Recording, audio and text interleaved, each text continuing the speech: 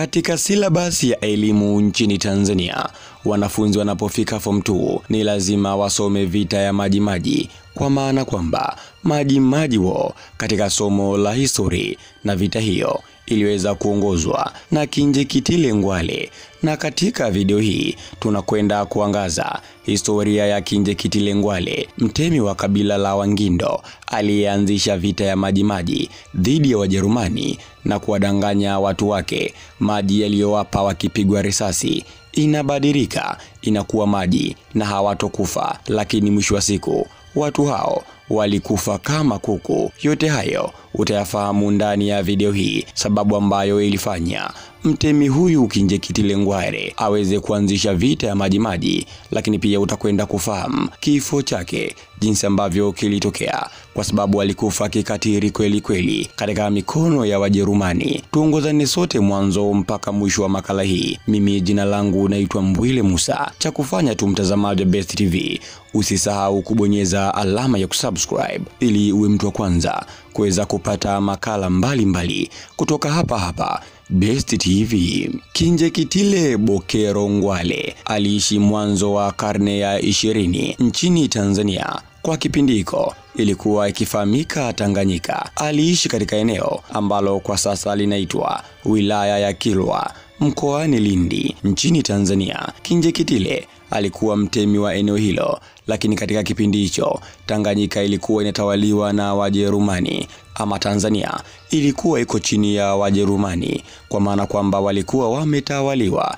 Wajerumani walikuwa wakifanya kila kitu wanachojisikia, na walikuwa wakiwatumikisha watu kwa kazi mbalimbali, wanaume kwa wanawake, na tena mshahara kidogo. Na kuna kipindi inafikia hatua wanawake na wanaume hawalipwi mshahara. Hivyo basi ni kitu ambacho Kinjekitile Ngwale alikuwa akichukizwa kweli kweli kuona watu wa kabila lake la Wangindo kufanywa mambo ya ajabu.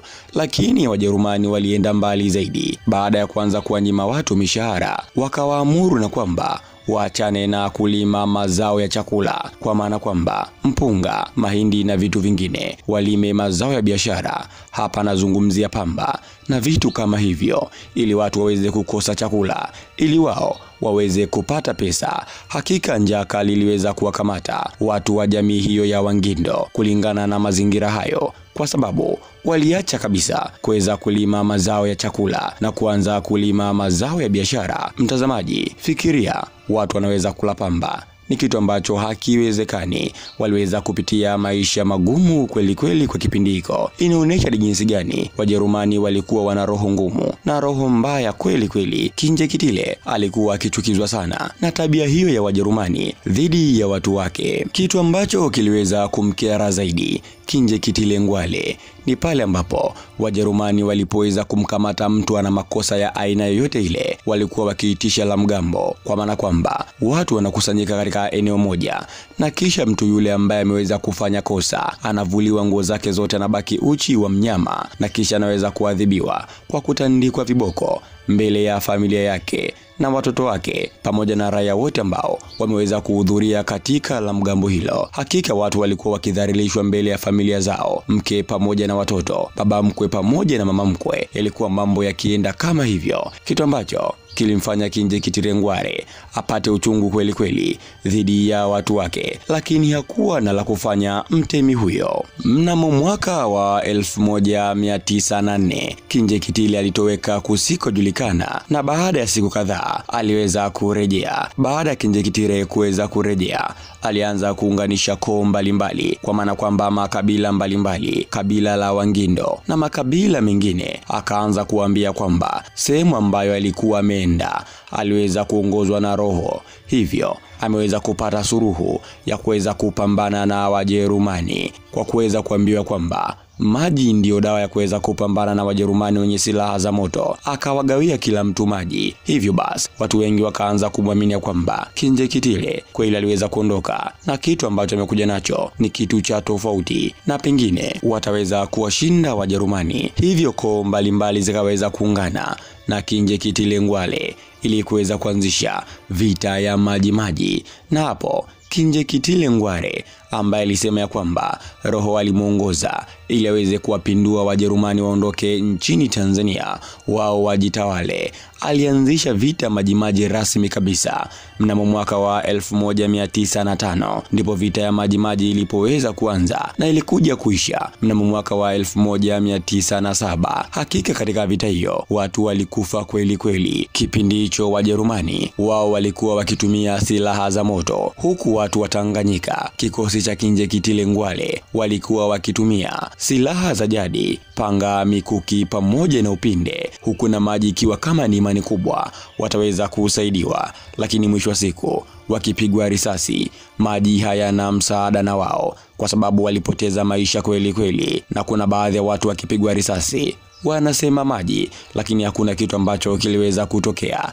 Ule ulikuwa tu ni uongo wa mwamba Kinjekitile Ngwale ili aweze kupata nguvu ya kuweza kupigana na Wajerumani. Na katika vita hiyo ya Wajerumani na Watanganyika, ripoti zinaeleza kwamba watu waliweza kufariki kweli kweli. Kwa mujibu wa ripoti zinaeleza kwamba wanakadiriwa watu 180,000 mpaka 300,000 waliweza kupoteza maisha. Na ikumbuke tu kwamba vita ya Majimaji ilianza mwaka wa 1905 mpaka mwaka wa 1907. Lakini kwa upande wa Kinjekitile Ngwale, yeye alipoteza maisha mapema kweli kweli, kwa sababu aliweza kudakwa na Wajerumani mnamo Julai mwaka wa 1905. Hakuweza kusurvive hata mwaka mmoja, na baada ya kuweza kukamatwa na Wajerumani walienda kumfungulia kesi ya uhaini, ambapo mwisho siku hukumu ikaweza kutoka, anyongwe mpaka kufa. Hakika Kinjekitile Ngwale aliweza kupoteza maisha mnamo Agosti 4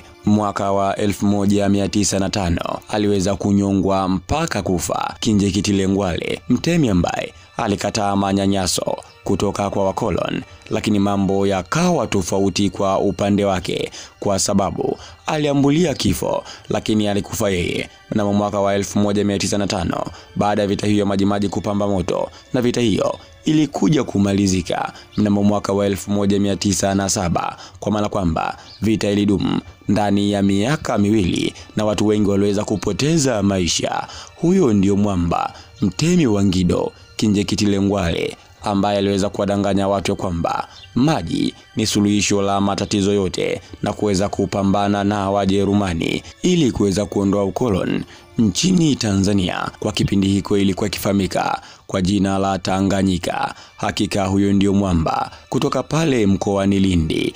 Mtazamaji wa Best TV, kulingana na mateso ambayo walikuwa wakipitia Watanganyika kwa kipindi hiko, je, Kinjekitile alikuwa sawa kuweza kuwadanganya watu ili waweze kupambana na Wajerumani ili waweze kupata uhuru wao wenyewe, au la aliweza kukosea na pengine aliweza kusababisha vifo vingi vya watu? Unaweza ukaniandikia mtazamo wako hapo katika sehemu ya comment kuhusiana na alichokifanya Kinjekitile Ngwale. Mwisho wa siku aliweza kuuawa, kunyongwa mpaka kufa na Wajerumani. Mimi jina langu naitwa Mbwile Musa. Ikiwa ndio mara yako kwanza kutembelea katika chaneli hii, mtazamaji wa Best TV, usisahau kubonyeza alama ya kusubscribe ili uwe mtu wa kwanza kuweza kupata makala mbalimbali kutoka hapa Best TV.